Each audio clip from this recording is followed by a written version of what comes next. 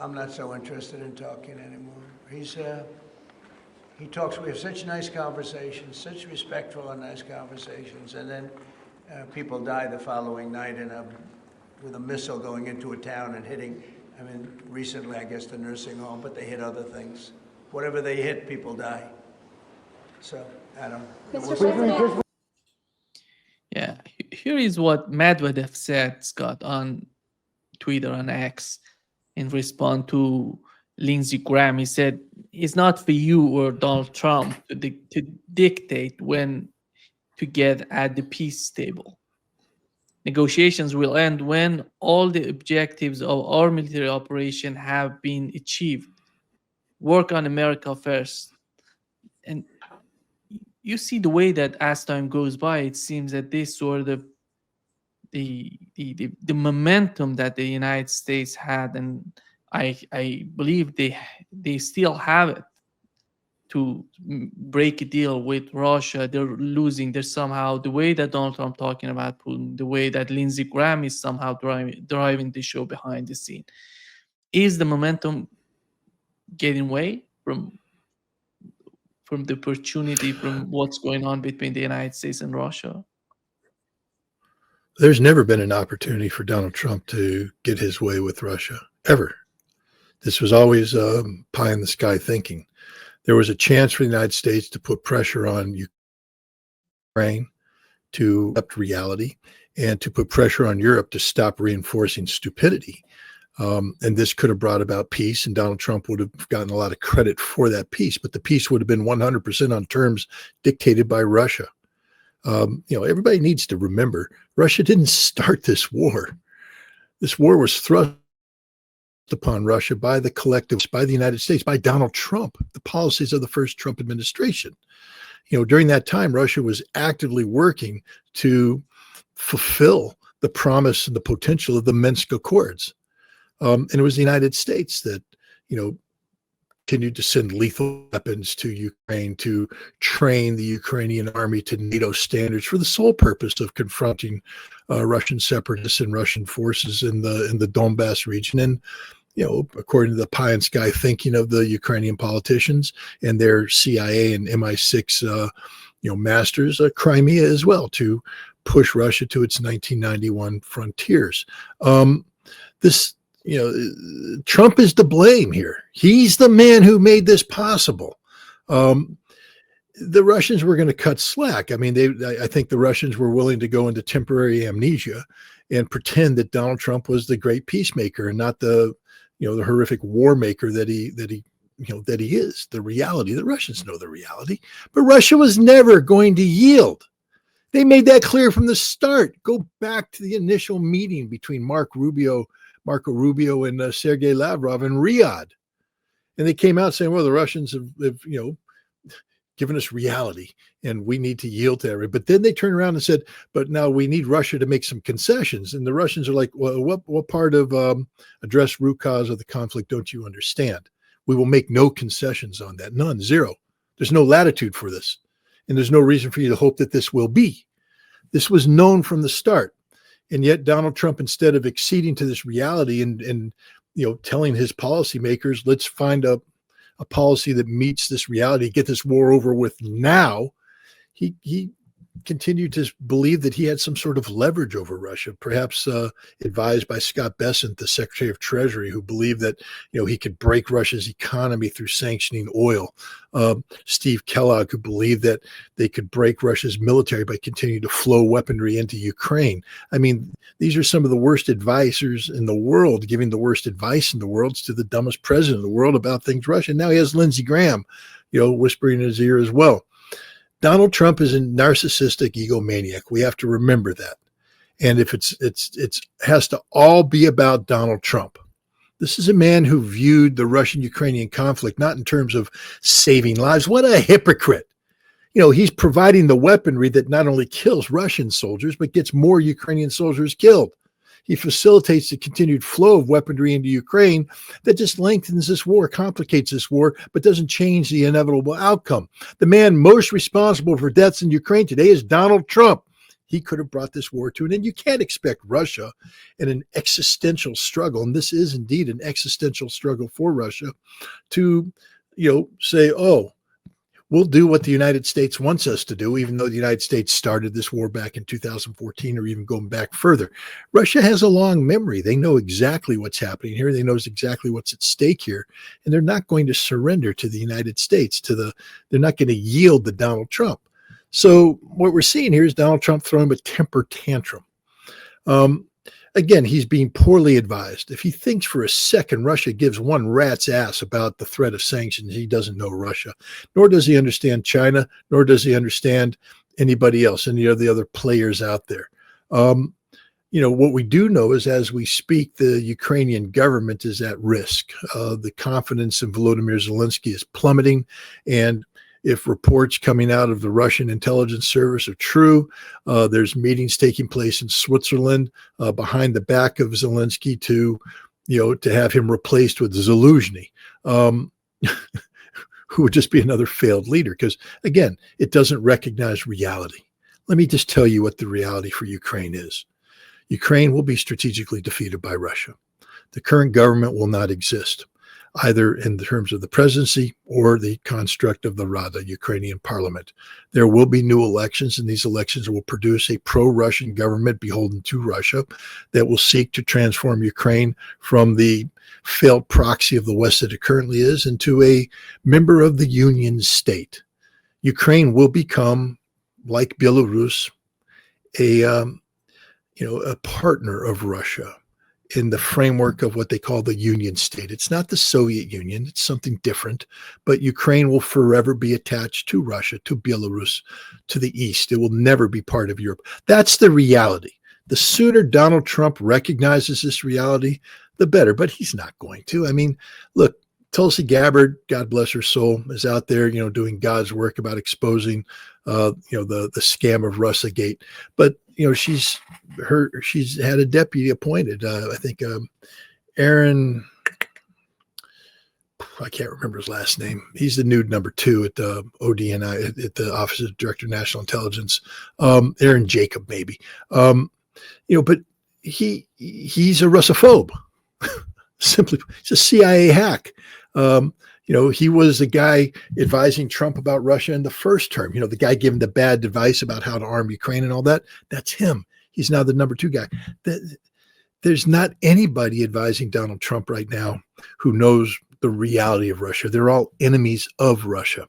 And as a result, he continues to take us down a very dangerous path because, all of this Russophobia, all this reinforcing the paranoia of Europe leads to a situation that we experienced, for instance, in Wiesbaden a couple of weeks ago, where Christopher Donahue, the 4-star general who commands U.S. forces in Europe and allied forces, sit there and talked openly about how we could take out Kaliningrad, the Russian exclave that used to be part of, former East Prussia, the city of Kaliningrad and the surrounding areas.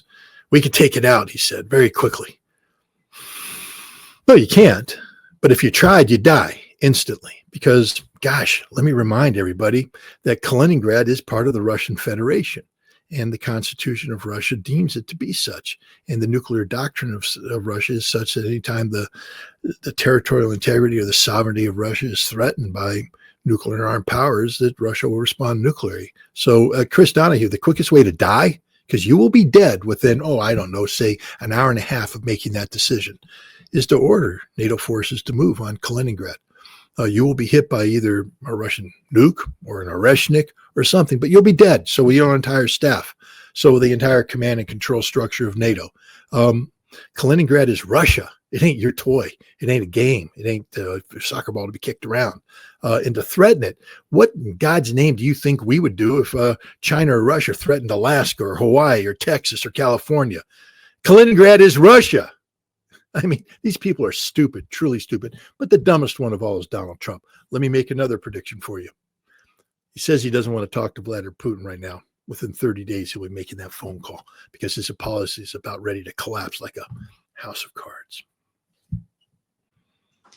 You don't need to have some sort of empathy, sympathy toward Russia just put yourself in the shoes of Russians, you can understand that Russia cannot afford losing Ukraine. And losing Ukraine, I mean that NATO puts the troops in Ukraine, puts the weapons in Ukraine. Why is that so difficult for the presidents of the United States to understand what is the main cause, what is the real concern on the part of Russian? It's so simple, but when it comes to the presidents of the United States, somehow there are some barriers, there's some obstacles in the way of in the way that they think about Ukraine and the policies of Europe together with the United States in Ukraine. No, Donald Trump understands fully well. This is why he implemented the policies he did in his first term. He knows that the goal is to turn Ukraine into a NATO fist that can strike upwards and threaten Moscow, threaten the Russian strategic center. You know, people need to realize that the Russian Federation is a successor to the Soviet Union in terms of Moscow and the defense of it. Russia was the core element of that. The near abroad, we call the Baltic states, Ukraine, Georgia, etc., combined with the Warsaw Pact. You know, when Russia's strategic center was defined, it was during the Cold War when you had the Warsaw Pact. So NATO was way the hell out there. You know, Poland was part of the Warsaw Pact. East Germany was. We're talking about NATO, being on the River Elbe, and even further. And suddenly, NATO has progressed eastward. People say, well, why does Russia object to NATO? Because every expansion of NATO brought NATO capabilities that much closer to Russia's strategic depth. And Ukraine is literally, if you carve that out, you are just thrusting NATO straight into the stomach of Russia. Russia can't accept this. Can't accept this at all, especially given the hostile nature that, the attitude, the posturing of NATO toward Russia. It just isn't going to happen. It's not going to be allowed to happen. And yet this is the policy that Trump was trying to implement during his first term. Trump knows damn well what's at stake here. He's just playing stupid games. The Russians, I think, had hoped that Trump would actually back away from the failed policies of the past and recognize that, you can't have Ukraine and NATO. And indeed, early on, you heard Trump administration people talk about that. But then they keep talking as if Zelensky is going to be the president, or a Zelensky-like figure is going to be the president, that Ukraine is going to be this entity that still maintains its Banderist connectivity and has this military linkage. I mean, if you're not talking about the absolute demilitarization of Ukraine, what you create is a NATO nation in everything but the legal stamp of approval. It's a huge NATO army equipped with NATO weaponry, capable of striking Russia's strategic depth. That's what Trump wants. That's what he wants. He knows what he wants because he helped design it in his first term. He was briefed by the CIA. This is why they built 20 bases in Ukraine. He was briefed by the Pentagon. This is why they trained the Ukrainian army. Trump knows what's at stake here. That's the hypocrisy of it all. The Russians had hoped that he wouldn't. But what Trump does every day is exposes the fact that he's a lying sack of cow manure who cannot be trusted at all by anybody, especially the Russians. I mean, and this pains me to say because we really do need to have better relations with this Russian government. This Russian government is ready and willing to sit down and, talk about a new way forward with the United States, normalization of relations. But in order to do that, we have to stop this notion that we can strategically defeat Russia or position ourselves to strategically defeat Russia. Russia will have nothing to do with it. We wouldn't allow it. We wouldn't allow it. Would we allow, China to come into Mexico and carve away Texas? Right there. With all the Chinese weapons ready to strike into the American strategic depth? Hell no, we wouldn't allow that. Why in God's name do we think Russia is going to allow NATO to make a move on Ukraine? It's just stupid. Can the United States be great not having Russia and China as the enemy of the United States? Can we? Sure. I mean, fact is, it's the only way the United States will be great. The United States will not be great by its military. Its military is destroying it. I mean, this military is supposed to protect the United States. Is destroying the United States. It's putting us into a state of bankruptcy. It alienates us with the world. It causes us to behave in ways that aren't conducive to a new multipolar reality.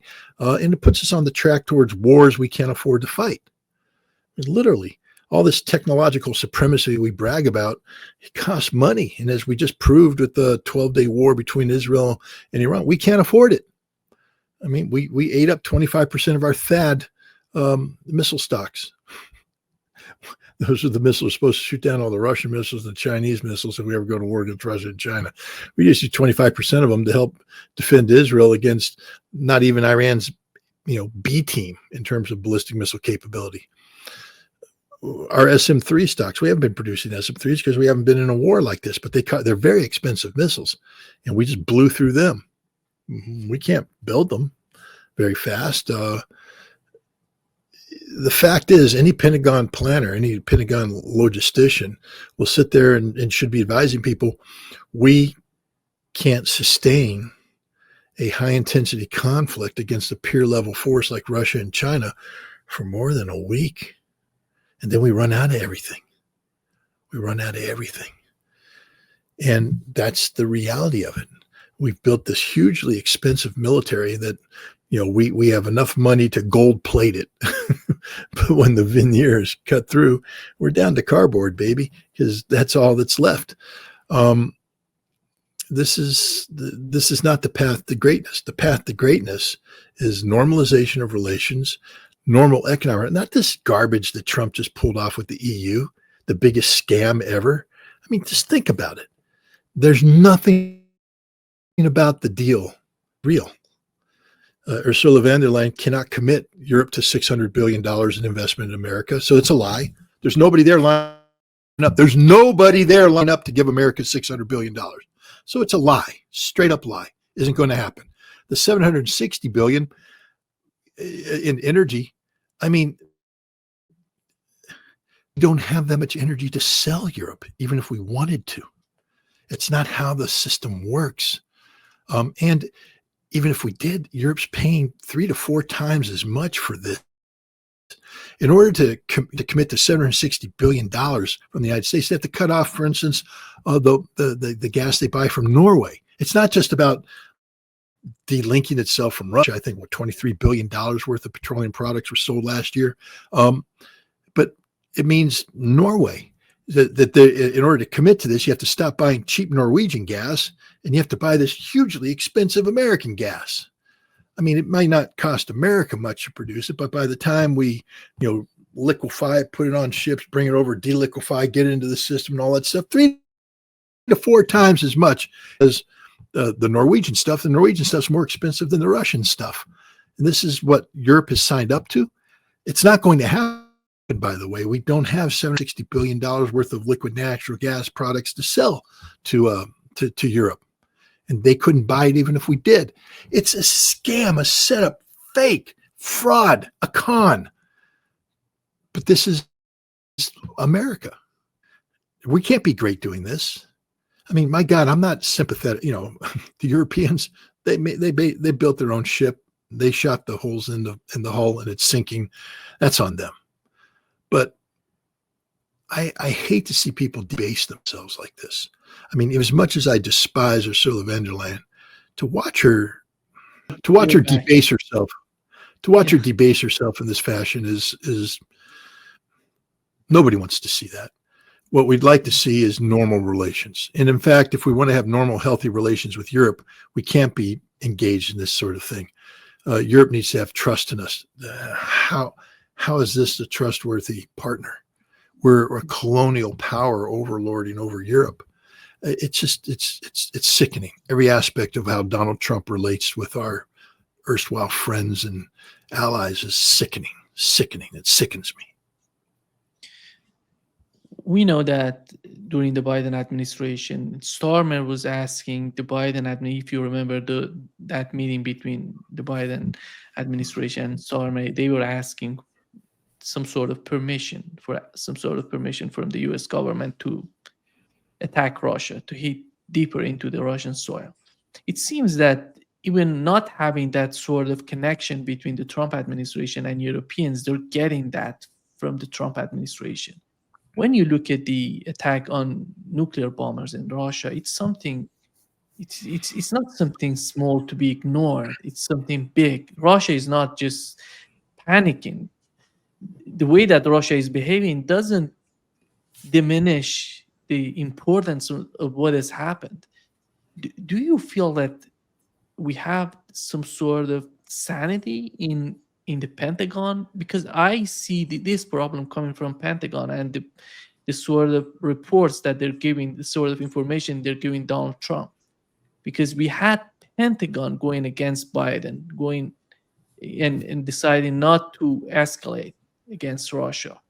But you don't see that role coming from Pete Hegseth and anybody from Pentagon. At least we can say that nothing is coming out but some sort of propaganda about drones making new weapons. And you don't see any sort of strategic thinking or Pete Hegseth putting out something more sane when it comes to the war in Ukraine.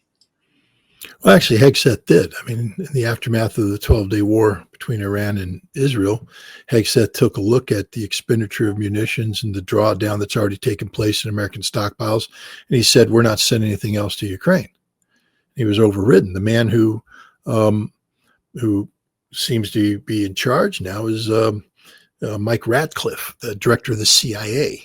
I mean, there was a meeting where Donald Trump turned to Ratcliffe, bypassing Hegseth and saying, "Hey, what, are we going to be able to get those weapons there?" And all. I mean, it's all a lie. Again, everything about Trump is a lie. 17, Patriot batteries, the full complement. They don't exist. But the point is, Ratcliffe took the lead on this, not Hegseth. I believe the Pentagon continues to be staffed with professionals who, their job is to, lay out the reality of war. The attack on the Russian strategic bombers was a British affair run by British intelligence, maybe backed by the CIA. The CIA is a rogue entity right now, absolutely rogue, out of control. And I think what Trump is doing right now is turning to the irony here, turning to Ratcliffe into the Russian Mission Center and saying, turn up the screws. He tends to forget it was the Russian Mission Center that helped create the BS narrative that was used to weaponize against him, or at least aspects of it. I know there were some people who questioned some of the intelligence, but the point is, I mean, Trump is just confused. He's just a confused man right now. These drone attacks that are taking place in Russia right now, they're all planned by the British, 100% planned by the British. The Germans are facilitating with some technologies, et cetera, but this is a British operation, and you have Trump meeting with the Brits, being briefed by the Brits. He understands what's going on. He may now decide to allow Ukraine to use the ATACMS to a greater range. I think people should be reminded. Again, I can't speak for the Russian government, nor would I ever be advising the Russian government on what to do. But one, has to keep in mind that when Meshnik was fired back in November, it was a weapon system under development, meaning that the system that was fired was not a production missile. It was a missile that had already undergone certain testing. It was ready for operational testing. But it was a missile that had, the booster taken from this missile, the second stage taken from this missile, the post-boost vehicle modified from this missile, and then handmade dispensing, mechanisms and purpose-built, submunitions. It was all sort of a pre-production missile put together. They fired it and it worked. And at that point in time, Putin signed off on it and said, turn it into, full-scale production. Now Putin has announced that the Oreshnik is in serial production. That means that all those components that were used in the Oreshnik, instead of, being pulled one of and modified, they now have a production line. So it's not just the Vodkin's machine building plant that's assembling this. It's a propulsion center outside of Moscow. It's a, guidance center outside of Perm. It's warhead center outside of Chelyabinsk. They all have now production lines dedicated to this. The entire system has come together, and now it flows into Vodkinsk, gets turned into a serially produced missile, which then gets turned over to the Russian military. And the reason why I bring all this up is that if the Russians decide to unleash the Oreshnik, it's not going to be one missile. I mean, the Ukrainians are playing with fire here. And I think Putin has come out and said just the other day that if Europe or Germany participates directly or indirectly in an attack against Russia, Ukraine will be the target of Russian retaliation. So I think you will see the Oreshnik brought in, not in a single fire, but we're talking about a sustained barrage of Oreshniks that will just level Ukraine. That's the direction we're heading here. Up until now, Russia's probably, held back on that in hopes that Donald Trump would do the right thing. But if Trump is stupid enough to allow ATACMS to be used, this goes back to the situation that exists in the fall of 2024 when the Biden administration signed off on this very insanity. People should remember what the reality was at that time. In November, I think it was Rear Admiral Radcliffe. No, Radcliffe is the CIA director. I can't remember his name. Butler, something like that. He's the plans guy for Buchanan, Rear Admiral Buchanan, director of plans for Strategic Command. That's our nuclear armed forces. And he gave a briefing to CSIS in Washington, D.C., where he answered some questions. And basically, he said that the United States is prepared to engage in a nuclear exchange with Russia. That means a limited nuclear war with Russia. And he said, we're prepared to win. He said something else that maybe the government should be more honest with the American people about what winning means. Because he said, if we have a nuclear exchange with Russia and we win, life will never be the same for Americans ever again. Meaning the thing we call life that we all love, it'll be totally different because we'll be living in a nuclear wasteland, no electricity, no food supplies, martial law, no freedom, no nothing. That's the future for fighting a nuclear exchange with Russia. Now, people say, well, that's just planning. I mean, he's just a planning. Well, except that it's not just that, because the Russians had said that if the Biden administration allows these long-range ATACMS strikes, that their nuclear doctrine will be brought into play. And they published a new nuclear doctrine, I think, in late November, early December. There was a briefing held at Congress. The CIA went around and briefed. And I ended up talking to a very senior Democrat who was present at this briefing. And I said, I know you can't give away national secrets, and I wouldn't ask you to, but the Wall Street Journal, Washington Post, they all say that the CIA assessed that Russia was bluffing. I said, is that what the CIA said? Did they believe that Russia was bluffing about the nukes? And this very senior Democrat said, no. The CIA said the exact opposite, just not bluffing. That if these ATACMS are used, Russia, if the wrong targets are hit, Russia will use nuclear weapons against NATO. He said, that's not the scary part. The scary part was the Biden administration, senior Biden administration people in the briefing saying, we're ready for this. So Buchanan's briefing wasn't just theoretical. Buchanan's briefing was, we're ready to go to war. And there are people saying there was a better than 50% chance we were going to have a nuclear war at the end of last year. Better than 50% chance. The only thing that saved it was Donald Trump coming out. He gave a Time magazine interview where he said, if I'm president, I won't continue this ATACMS thing. And that allowed the Russians to say, okay, we don't need to go into nuclear war right now. We'll wait for the new president to come in and he'll end this stupidity. We just have to ride this thing out. Russia's been riding out stupidity like the Ukrainian drone attack against their strategic bombers. That should have brought about an immediate nuclear response by doctrine. They attacked Russia's nuclear bombers. So it should have been the end of a lot, but the Russians are behaving responsibly. they're behaving responsibly because they're still holding out hope that Donald Trump will do the right thing and stop this insanity. But now Trump says he doesn't want to talk to Putin. So my guess is that Trump is going to do the dumbest thing possible and authorize the Ukrainians to use long-range strike missiles. And they're going to do that, and then Russia's going to flatten Ukraine using Oreshniks. And then Donald Trump's going to make a panicked phone call to Vladimir Putin to try and stop World War III.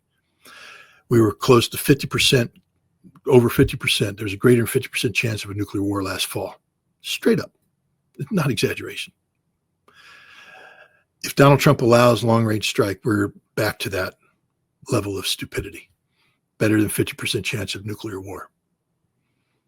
Do we really want to roll the dice? I mean, this is why you have to question who's advising the president, because I think Trump continues to believe that the Russians are bluffing because the Russians have absorbed these attacks and just continue, pressing home on a winning formula.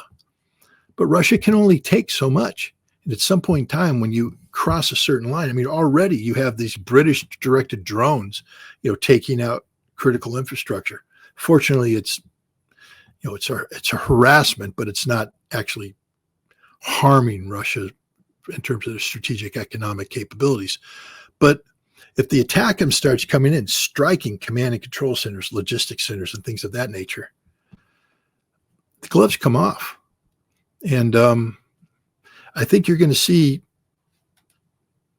destruction in Ukraine like you've never seen before.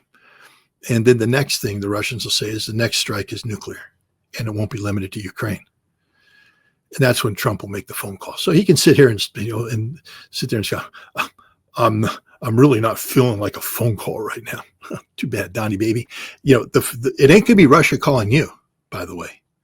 It isn't gonna be Vladimir Putin saying, please talk to me, please. It's gonna be Donald Trump sending a panic message. I need to talk to Putin now. We need to end this war now. And Putin's gonna say, we end it the way we always said we're gonna end it. And this time I think Donald Trump says yes, and we move forward. But what it takes us to go right up to the edge of the nuclear abyss to achieve this common sense, solution. The war could end today, right now, without playing nuclear, roulette.